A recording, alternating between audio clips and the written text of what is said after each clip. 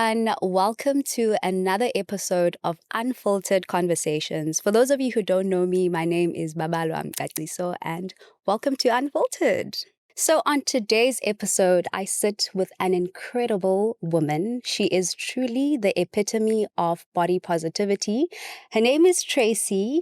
In just over a year, she managed to transform her life and lost over 80 kilograms.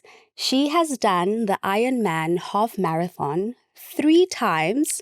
She's an admitted attorney and she sings. She is definitely a woman of many talents. But what I love the most about her is how much of an amazing human being she is. She is such a lovely human and such a breath of fresh air.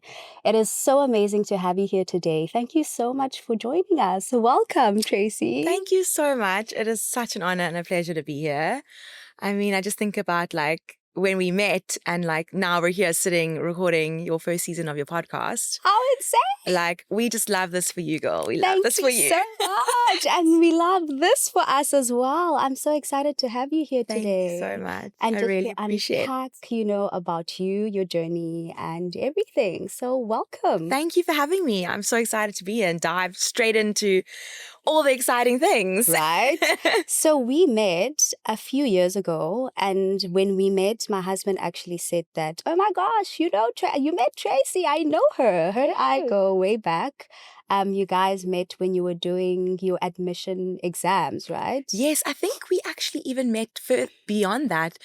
I'm pretty sure we met on one of these big law firms' vacation programs during varsity. And I think he was on the program with me. Oh, really? Yes. And I think that's when we first met. And then, yes, just through the fraternity. Yeah. Obviously, I am an qualified ex-attorney in that as well. Hectic. So what did you listen to on your way here this What did morning? I listen to? You know what? Today I actually didn't listen to anything. Really? I think before these chats, I kind of like to just reminisce on the past, and I had the radio was off, and I was just thinking about where. First of all, where the time's gone. Yeah. That's the first, that's the big thing. I can't believe it's been 2 years since the op. Yeah. And just reminiscing and being so grateful and just feeling so blessed for the opportunities and the things that have happened and the things that I've accomplished in just such a short space of time. Just being so grateful for my body and just being able to move, because that honestly is the biggest blessing. It really is. Yeah. So for me, I have watched you from back in 2021. I think that's when we met. Mm-hmm. And when you went for the surgery, I didn't know about bariatric surgery. So you were the first person that I came across that had gone through the surgery. And then I had to go and do my research and stuff. So take me through that whole process. When did you decide that, okay, this is what I want to do? And how did you go about it? Did you go to a medical GP, or did you just Google, what are my next steps? What am I doing? Yeah. So it was quite an organic process. I think, if we go back to sort of the COVID days, and can you believe that COVID was half a decade ago? That's insane. Does that not just blow your mind? We're in 2025 and it feels like it was... I read that the other day and I was like, wait, half a decade. That's crazy. So I guess we could say that the decision to sort of investigate bariatric surgery came sort of 2 years post-COVID, so sort of the end of 2022. I think also during that time, that's also when I left law. That's when I had a bit of a career shift and I decided to invest sort of more fully into Fitness Girl. Yeah. There was so much going on at that time that I just felt like it was the right move for me to sort of move away from law at that point. Yeah. Not forever, but just for that season of my life. There were so many bigger things that felt more important. Yeah. COVID with people unfortunately dying all around you. And, it was just I feel like there's something more that I want to do with my life. Yeah. And, obviously with a career change as big as that, when you've known law for, you're studying you 5 years and then 5 years in, it's 10 years of law. To suddenly walk away from that. It's a huge into sort of like the unknown, I think it did stir up a lot of things in me. And at that point, obviously we weren't able to really train. We were sort of locked down indoors. And I think that really did affect me. I think it affected me more than I realized back then. So my eating basically spiraled during that time. My binge eating order was really, really, really bad. And from about 2020 to about 2022, almost 3 years, end of 2022, my weight really just it just really it was like full blown obesity by that stage. And I think a lot of the research that I did really was sort of, I guess you could say, a springboard after I went and saw my endocrinologist, and he basically explained to me, he sat me down. I tell this story quite often, like in my talks and stuff, but he's basically sat me down and he said, listen, like, I'm going to tell you something that no doctor's ever told you before. Sure. So I was like, okay, like, I'm all ears. I'm like, well, doctors have told me a lot of things in my life, so come at me. Let's hear it. I'm listening.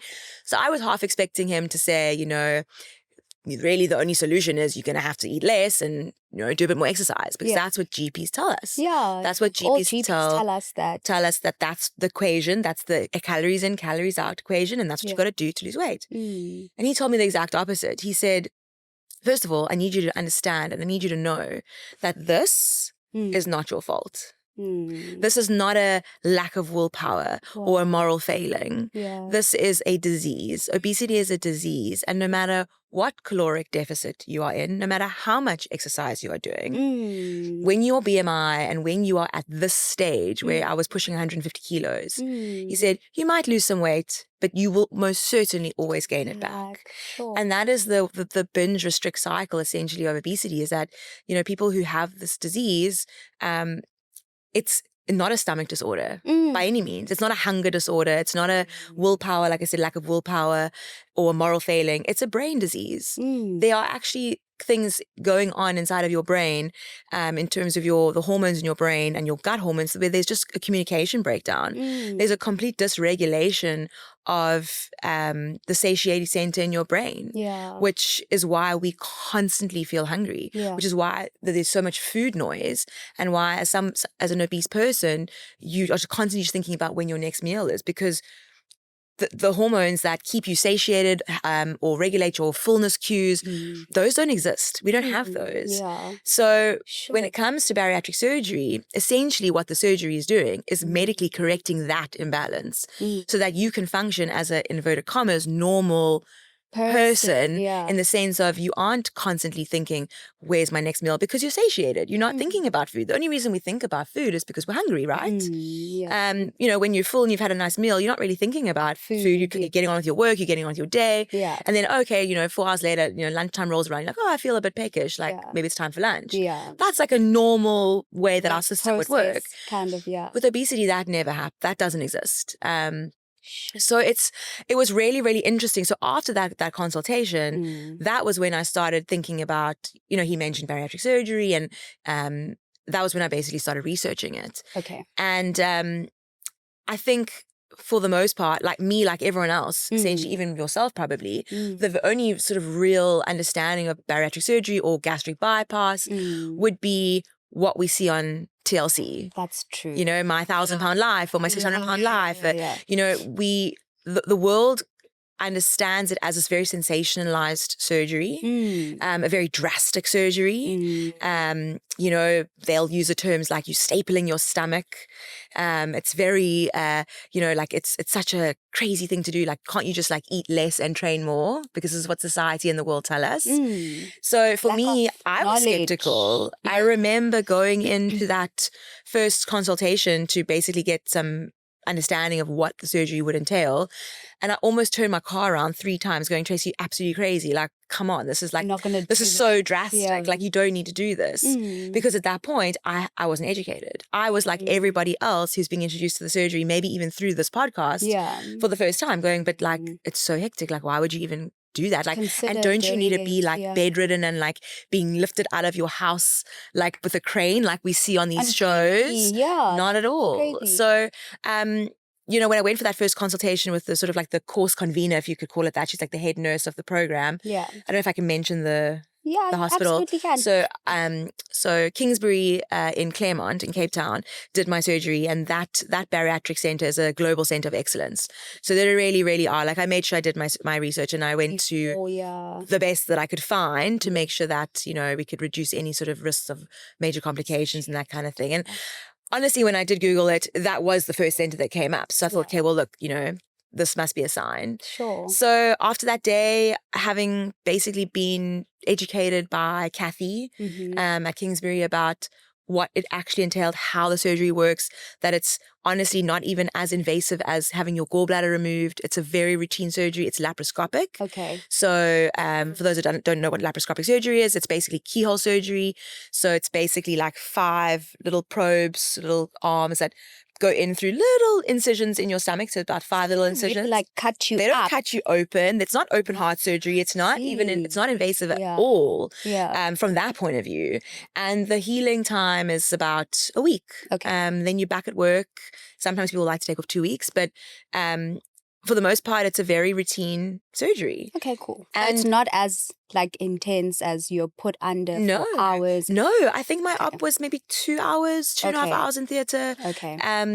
It's so for the operation itself, it is invasive in the sense of like they are essentially changing the plumbing of your digestive system, because when you have gastric bypass surgery, you are essentially bypassing part of the stomach and creating a much smaller stomach out of your existing stomach, and then cordoning off that sort of like 3/4 of it. So that's where people get this idea of stapling your stomach. That's sort of where that comes from. But essentially what I have now is a pouch that has been created from my existing stomach that is about the size of an egg. Hence the not being able to eat vastly as much as I could previously, or any other person. But and then it basically, that stomach remains inside of you. It still is a breathing, living organ. It still gets blood supply, but no food ever enters that part of the stomach ever again, essentially. Yeah. Okay, cool. So tell me, you said that you researched and then you did the whole process of the doctors walking you through the whole procedure, how it would be and stuff. What are the things that someone should prepare themselves for post-surgery, like some of the side effects, like for someone that's sitting at home that's like, okay, cool, I'm interested in doing this. Like, what are some of the things that people don't necessarily know that they may experience post-surgery that maybe you also didn't expect? Because it is quite a mental completely process that you have to go through, like it changes your life completely. Like, what are some of the things that you are like, I didn't know this when I was walking into this? Yes. So I think what is very important to stress is that you don't just walk into Kingsbury and say, I'm going to have bariatric surgery. I think it's really important to stress that there is a 12-week minimum workup process where you have a team of 7 doctors consisting of your surgeon, your anesthetist, your biokineticist, your dietitian, your psychologist. It's a full team. You have to be prepped, body, mind, and soul. And and those doctors, all 7 of them, have to sign off that you are mentally fit. Physically fit to undergo the surgery, and that you know and understand and are informed, like you said, of the massive lifestyle changes that will occur post-surgery.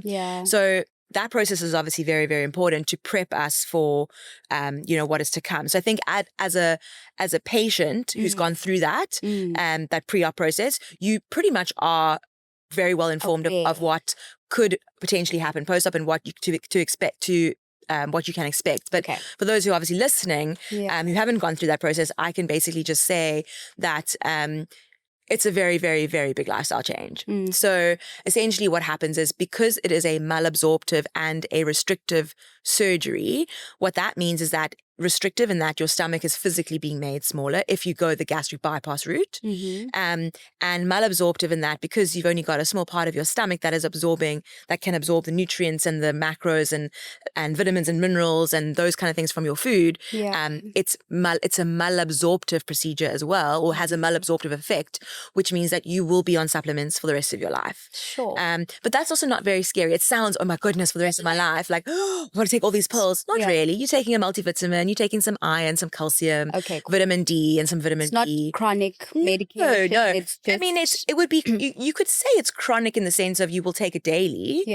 But it's not like they're vitamins, they're supplements. They're things that you would ordinarily find in food, but because we can't eat as much food or absorb as much from a basic plate of food, you just have a little bit of help. You take a supplement as a multivitamin. Of which we should be taking in any case. Anyway. Because I mean, at the moment, our food isn't, with all the processed foods and that kind of thing, we lose a lot of macros and vitamins. I know, it isn't. So, I mean, so that's something that you will, that's a protocol that you will implement post-op, 100%. But then what's more important than that is the diet progression. So essentially what's actually happening is you are learning to essentially eat for the first time again. So you're like a little baby. Literally. You honestly start on clear liquids for like the first week. Then you move on to like yogurts and smoothies and protein shakes. Also liquids.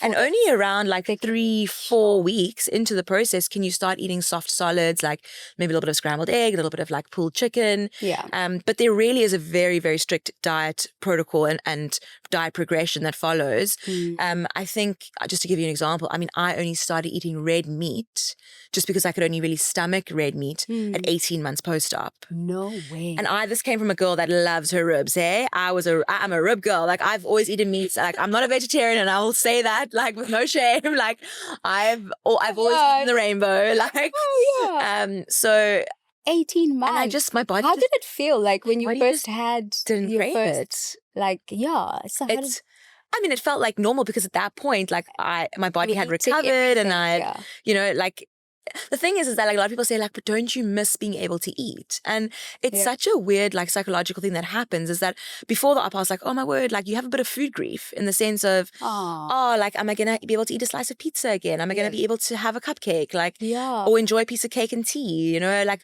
all the sort of like the foods that maybe made you happy or you enjoyed or whatever. Foods, like little like canapes and things like that. Like what happens to that? And I've always been a foodie, obviously. And there was definitely a bit of food grief, but now sitting at just over 2 years post-op, I mean, I can eat absolutely anything. But that wasn't the case, in that first year. Sure. Like I said, I mentioned earlier, there is a very specific diet progression, which is essentially liquids, semi-liquids, soft solids, solids, and then certain foods like, for me, I know a lot of patients, sometimes they go off chicken completely. They just can't stomach chicken or they can't stomach eggs. There's a lot of change in your taste buds and the way that your body processes food afterwards that your old cravings sort of disappear. You don't really want that food anymore. But the most important thing is that because you are finally feeling satiation for the first time in your life. For a lot of these patients, a lot of post-op patients, this is the first time you feel full. And it can actually be quite a struggle to eat. Sure. So one of the most important things is to make sure that you're getting enough protein in and you're hydrating. Those two, honestly, protein and water intake is the most important thing for that first 2 years post-op. We were having a chat before we came online on air about hair loss, and hair loss is one of the biggest probably one of the biggest side effects. So that is something that you can expect. Is that something that they talk about prior to the surgery that you could experience hair loss? Okay. It is it's a very, very common side effect. And the reason for it is because it goes back to that malabsorption. So our nails, our teeth, our hair growth, all these things for healthy hair, nails, all those things, we need the protein essentially. And because our protein is, it's hard to eat protein at the best of times because, the quick carbs are easy. So even post-op, to try and get like half a chicken breast in can be quite tough. And that's not a lot of protein. So, this is why you've got to throw in a protein shake or two during your day because obviously liquids is easier to get in. Sure. Even with a good protein intake, you can still experience the hair loss. Yeah. So I experienced it quite quite badly. I think also because I trained sort of from right at the bat, there was also like, I was training from 7 weeks post.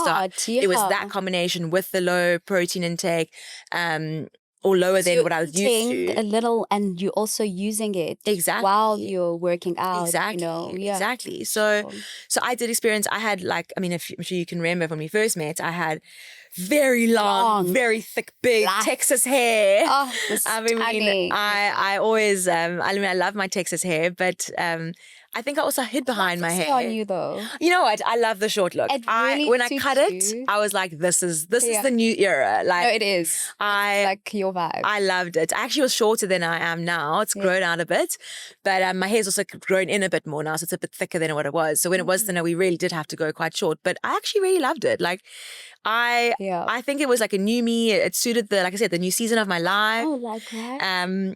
It really, it was a really positive change. Yeah. So I don't want people to think that they are like so scared to have the surgery because they're going to like lose all their hair. You don't lose all your hair, and it does come back. Yeah. Within like a year to 2 years, depending on your system. Obviously, everyone's different. Yeah. Your hair does grow back. It's not like a permanent hair loss. Yeah. But it's just about the being process. patient. Yeah. I think even postpartum, a lot of women actually lose their hair. I lost my hair postpartum, after I had my first son. I literally had to cut all my hair off because I was dealing with that as well. Yeah. So I want us to backtrack a little bit on like your childhood, your upbringing, and when you actually realized that I have an eating disorder. So it's a very interesting question, because I think probably from a baby to about 7 years old, I was very, let's say, straight size, normal kid, normal BMI, active. There was no real worries about weight from my parents, from me, and then when I started school, which was about 7, things started to change quite rapidly. And I remember, and this is no fault of my parents or my mom or whomever it was that decided. They're only doing what they think is right at the time. Yeah. And back then it was like, well, we've got to, we've got to get her to her dietitian. At that stage, I might have only been about 5 kilos heavier than the average peer, in my class, but I definitely was bigger. Not, I don't know, obesity, not childhood obesity at that stage or anything like that, but just I was overweight bigger. than your. I was overweight. The required weight for your age. For the required age, for the weight for my age, exactly. So I always say I went on my first diet at 7 years old, and that's where everything began. Sure. So my history with disordered eating, I guess we could say, stems 3 decades, of my life. Just under 3 decades. So I think honestly from about 8, 9, 10, then puberty hit. My first real, I think I'd say, like introduction, I guess, to, or the start of an eating disorder was when I was in grade 7. Okay. And you get introduced to boys for the first time. I know. And I met my first boyfriend. Yeah. Or first guy that I just felt like absolutely head over heels in love with. Yeah. And at that stage, I became very aware that I didn't look like the other girls who were essentially competing, not competing, I use that word very lightly, for the attention of these boys. Yeah. And at that point, I felt, oh, well, if I could just be smaller and I could just be like thin like these other girls, maybe I'd have a chance with this guy. And so began the disordered thinking, and how the worthiness wound from my childhood sort of got wrapped up in this eating and over-exercising. So now looking back, I can 100% tell you that I went straight into full-blown orthorexia.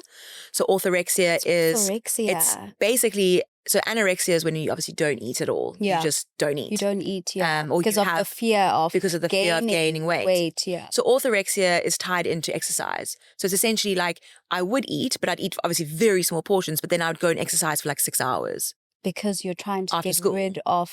I'm trying to burn as much calories and drop the weight. There's me at 13 years old dropping 15 kilos in 2 months. Magic. So that was my first sort of real stint with an eating disorder. And unfortunately, because of that restriction and because of that using the exercise as like a means to an end, it then began a long, lengthy journey with rebound weight, gaining, losing, binge eating, restricting, binge eating again, restricting. I think my life, up until 2 years ago, my whole life has been categorized by either gaining vast amounts of weight or dropping vast amounts of weight. There's never been a moment in my life in the last 25 years where I have maintained my weight, except for the last 6 months of my life. Sure. Yeah. I'm sure you feel incredible now that you've done the surgery, and you're saying that you've managed to maintain your weight for the past 6 months. So how has life been post-op? Because I see you're doing amazing things. You're looking incredible. Thank you. You truly are my inspiration. Yesterday you ran a 28-kilometer. What do you mean? How do you just wake up and be like, today I'm going to run 28 kilometers? That's insane. Like, you've really transformed your life in just like 2 years. How is that? I mean, I'm having an out-of-body experience just even being here on this podcast, hearing you say, Tracey, you just ran a 28K yesterday. How do you feel? Like, to have Tracey and 28-kilometer run in the same sentence for me is still so overwhelming. It's such an out-of-body experience. And I say this often, that when I'm actually running, because the weight loss was so rapid and the change has been so rapid, I mean, it's only a 2-year time frame. 2 years, yeah. To go from essentially being completely sedentary to, in 3 weeks' time, holding thumbs, hopefully an Ironman, a full Ironman. An entire Iron. So wild. Yeah, it's wild. It really is. Like I said, it really is an out-of-body experience. I have these moments where when I'm running, it's almost like my brain dissociates from my body, and I have this like bird's eye view of myself, and I'm like watching myself run. Yeah. Because there's a lot of times where it does feel like I'm living in someone else's body. It really is such a wild. It's so hard to even put it into words, because it's such an overwhelming, emotional, joyous feeling, like feeling of gratitude, blessing. There's just so much. It's so hard to describe that feeling, but I honestly will say this, and I'll say this over and over and over again until the day that I leave this earth, that this 100% saved my life. Wow. I know that I was on a negative health trajectory pre-op. I know that without a shadow of a doubt, and this has been confirmed by doctors, that had I continued and did not intervene medically when I did, by this stage, easily I'd be pushing 170, 180 and be a full-blown diabetic, with severe comorbidities associated with obesity.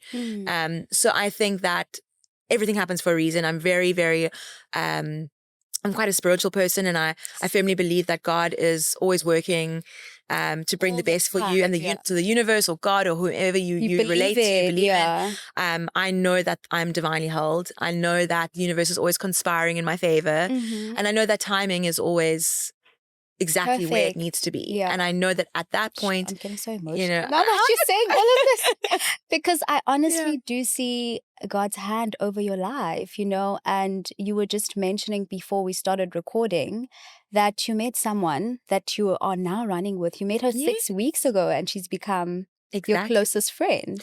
She's honestly like an angel. I mean, her name's Dom. She's an incredible Hi, Dom. Hi, Dom. We met on the 10th of January, and if I'm not mistaken, today is the 7th of March, so it hasn't even been 2 months. And she's just quickly become such a beautiful influence in my life. And I also knew going into Ironman that the running was something, I mean, honestly, 6 weeks ago, I was really worried. The furthest I had run at that stage was, a half marathon. And I'd only done that maybe a handful of times, 3 times. So, to have someone who is a seasoned marathon runner to come into my life at that time and help me with my long runs and get my mind right and pace me and just be there as a support has just been, I mean, it has to be God. I mean, so that's been, and I just feel like, yes, throughout this entire journey, there have been people that have come in and have just been lifesavers. I know my friend Galen, another one, she also had the surgery 3 years ago, so we were a year apart, and she came into my life right around the time when I was considering the surgery, and she held my hand through that process when it was still so unknown. It was basically just me and her who had been vocal about it online. Yeah. And again, another angel, that came into my life at the right time and took me through. That's beautiful. Speaking of online, you share your journey quite a lot on your social media. Like, how has that whole process been? Because in South Africa, I think a lot of people lack exposure to certain surgeries. Like, what are some of the things that you had to debunk, like online? I think a lot of like what we've spoken about, just, the myths around, I think first and foremost, understanding obesity is so important. So when I decided it was never about, Fitness School's always been transparent. It's always been a very vulnerable, open platform. I've always shown the good, the bad, the ugly. And that is the tapestry of which, the thread that has run through the entire account since 2016. That's what I love about you. Thank you. Your honesty and willingness to be vulnerable. Yes. And letting people in, and Absolutely, completely sharing that, guys, it's okay, Yeah. Absolutely. Yeah. So it was a no-brainer for me. It wasn't about like, am I going to tell my audience about the surgery? It was just about when I was going to do it. Okay. And I knew that I had to do it before the operation. I knew that it had to be something that, this is what I'm doing. I would love your support.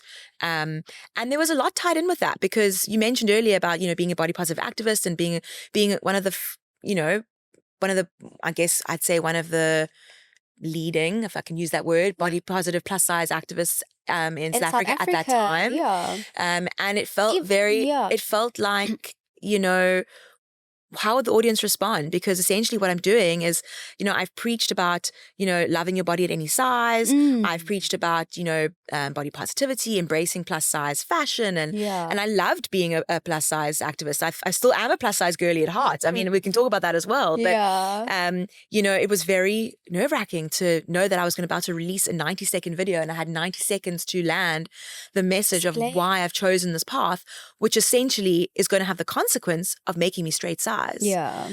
And to try and so I didn't sleep for a week before we launched that video. Stress, I did not sleep for a week, but honestly, the reaction to that video was just a testament to the beautiful community that the Fitness School community is. They were so accepting. I think there was maybe one negative comment out of 4,000. That's and the negative comment was simply, again, back to not having the understanding and the education of what obesity is and what the surgery was. So from that day on, I made it my mission to use my platform to educate about obesity awareness and education. Yeah. And obviously about the surgery, because it is life-saving surgery.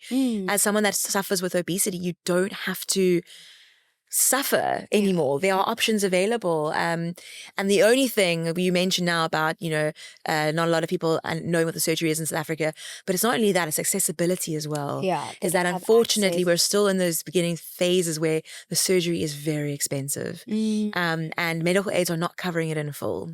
So that is something that I hope to champion. I hope to speak podcast, to. I hope that Discovery and Momentum and all of these medical aids can hear this and say, listen, this is life-saving surgery. It is. One of my biggest arguments is that there are so many obesity-related diseases like cancers, that for these medical aids, they have cover for that, but long term, they could eradicate that, by saving someone's life and having the medical intervention early on and covering the surgery, long term for them. It's a win-win. It is, because you're establishing a healthy person. Exactly. So it takes away the need for chronic medications later in life, or having to be on high blood pressure medication for the rest of their life, which is obviously covered by medical aids. So if you take that away, it's a win-win for both. This is me doing a little shout out here saying, guys, come on, let's get on board, because it really should be accessible to more people. That's my hope for the future. Be accessible to people. And I think another thing that we can get out of this podcast is that dealing with obesity, it is quite a mental thing. Of course. Like, it's a chronic illness. Of course. That a lot of the people don't necessarily know. Like, they don't know where to start, how to, deal with the whole thing. Exactly. So I feel like education is quite an important aspect, especially in South Africa. I think we're quite behind, like, on a number of things. Looking at America, we're in a different, world. In a different world. And I think these surgeries are covered maybe financially on their end. There's a lot more support overseas. Yeah. there's a lot more support, I think, financially overseas. But what's very interesting is that what I will say about South Africa and our medical fraternity and our hospitals, we have I would even go out on a limb and say the best healthcare in the world. From a private hospital point of view. Yeah. Like I said, Kingsbury is a centre of excellence. There are centres in Joburg that are people will fly from overseas to actually have the surgery in South Africa because it is so safe. And the complication rates are 0 to none. Or 0 to none in South Africa. I don't want to say 0 because everyone, there's always a risk. You have knee surgery and there's a risk of complications. With any surgery, there are risks. Yeah. But what is so interesting, and I'll say that, is the pre-op process in South Africa, and it's a collaborative medical process. So in America or Turkey, a lot of people go to Turkey for these surgeries. A lot of people go to Turkey. So it's like wham bam, you're on the plane, they fly you in, you have the surgery, they fly you home, and you don't even know what you're getting yourself into. Exactly. So I must say kudos to South Africa, and the way that we do. The way we approach bariatric surgery in South Africa is world class. That's amazing. Yeah. Speaking of what you said, a lot of people go to Turkey. I know another girl that actually did the surgery in Turkey, and there was no counseling. Yeah. Like you said, that you have to go through your counseling sessions and understand what you're getting yourself into and what your life will be like post-op. Exactly. So, knowledge is so important. And I feel like in South Africa, you're saying that at least, kudos to us that our medical fraternity does offer quite a number of people to give you that support. Yes. Before and after surgery. Yes, completely, yeah. Which is amazing. Full-on aftercare support as well. I mean, I see my endocrinologist twice a year. I see my dietitian once a month. It's still, you're very, very well supported, which is great. No, it really, really is. Yeah. Yeah, sure. It's been an amazing journey. It's been an amazing journey, and I'm so proud of you. I'm so happy for you. Thank you. And what would you say, to someone out there that is struggling with weight and they don't know where to start, they don't know how to approach things, because you're also quite disciplined, in you working out almost every day, sometimes twice in a day, which is something that I'm also learning to overcome. I try to run almost every day. What would you say to the woman out there listening, saying that I would really love to fetch my life, and get on to being a healthier version of myself? Where would you say they start? How would you encourage them? So I think it's such a personal thing, but I honestly do think that knowledge is power. So it's so easy to follow something online or something that we see on Instagram, or we get influenced by, a health influencer. No hate, all the love. But I do think that when it comes to our health, we really should be discerning and seek medical professional advice. Yeah. So if you are struggling, if it is something that you feel that, maybe you've heard today, your ears have pricked up, and maybe you feel bariatric surgery could potentially, you've struggled your whole life and your story and my story resonates with your story.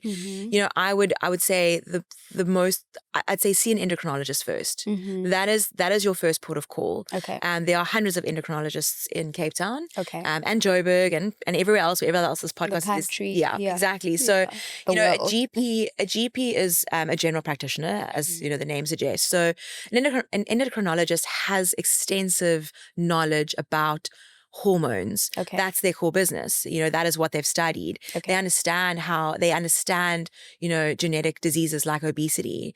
I mean, my endocrinologist, Dr. May at Kingsbury, is phenomenal. Dr. Jocelyn Helleg in Cape Town also is phenomenal. These are really, really amazing endocrinologists who specialize in obesity management. Wow. And it would just really, really be worth your while to go and have a consult with them. They can take your history, they can get some blood tests done, and then you can really take it from there. Okay. It's not everyone is a candidate for bariatric surgery. Yes. That is something that's a very personal journey. You obviously will go, you would work alongside a medical professional like an endocrinologist and a dietitian to assess whether surgery is something that you would want to pursue, if that is something that your lifestyle supports. If you qualify to yes, fall under the spec. There are for medical aids especially, there are certain qualifications I can mention just so that your listeners are aware. Yeah. But for example, I only know from Discovery's point of view, because I'm on Discovery, that you will qualify for the surgery if you have a BMI of 35 Okay. with any comorbidities related to obesity. So that's high blood pressure, fatty liver syndrome, diabetes, Yeah. or you can have a BMI of over 40 but with zero comorbidities. So my BMI was 52. Okay. And I was very lucky in that I actually didn't have comorbidities. I had a slightly I did have quite an elevated blood pressure at that point, but I was very lucky in that I was only pre-diabetic. Healthy. I was very healthy, and that also came from always living an active lifestyle. Yeah, and I've always been a fitness girl. So even though I wasn't running and swimming and cycling and doing all the endurance things that I'm able to do now, I was still in the gym doing my weight training, my walks, my hikes. So I was very lucky in that I. Bar the excessive weight gain that I was carrying, internally, like I was still okay, but that would have changed very quickly. And I was advised of that I was basically living on borrowed time, that those comorbidities would have caught up with me within the space of 6 to 8 months. Sure. If I hadn't done what I had done, exactly. Wow. And then I would have been very sick, very, very sick. That means I could have potentially said goodbye to training even. Oh no. My body would have really gone into metabolic shutdown at that point. So I'm glad that, like I said, we talked about God, and I'm glad that, his hand steered me in the direction of Kingsbury. Yeah, when I Googled that day and realized, this I think is my only option. And like I said, I'll keep saying it over and over that it's, for me, people will say it's weight loss surgery. It's so much more than weight loss surgery. It is life-saving surgery. I've been able to go from 150 kilos or pushing 150 kilos to 66 kilos in the space of 18 months to 2 years. I've maintained now for 6 months. And you're currently weighing 66 kilos? I mean, it's not even about the weight. It's about what I can do. I was very, very honest and very forthcoming about the fact that this surgery for me was not for aesthetic pursuits at all. That's what I wanted to say. Because I loved being a plus size girly. I loved being, I love my curves. I still feel like a plus size girly at heart, and I always will be, I think I have the personality of a plus size girl. So I think I just always will be that girl, Yeah.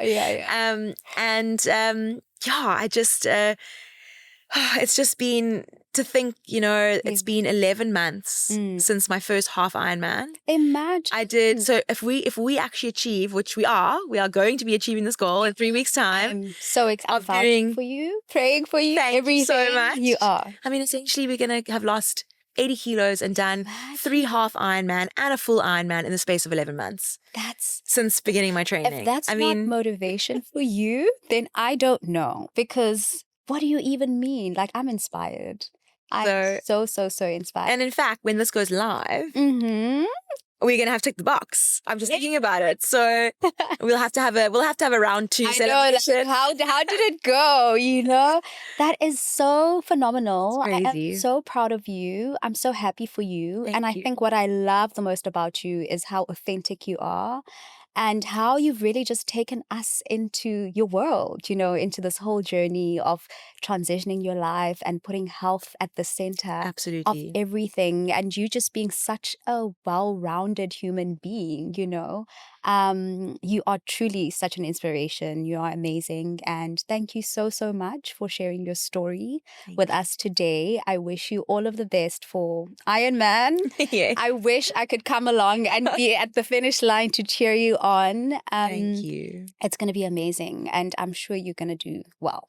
Exceptionally well. Thank you. It's been such a pleasure to talk to you, and I hope that the insights that I've shared will really resonate with your listeners, and they can reach out to me. My DMs are always open if they have questions and anyone wants to just pick my brain on something. Like I said, Fitness School is a safe space, and it's always available for whomever may need it. Yeah. I love that. Thank you so much for joining us, Tracey. Thank you so much for having me. It's been a pleasure. It's been amazing having you. All right, guys, thank you so much for tuning in. If you haven't subscribed to this YouTube channel, please definitely subscribe. Thank you so much for listening. To those of you that are listening to this as a podcast, until next time, see you in the next video.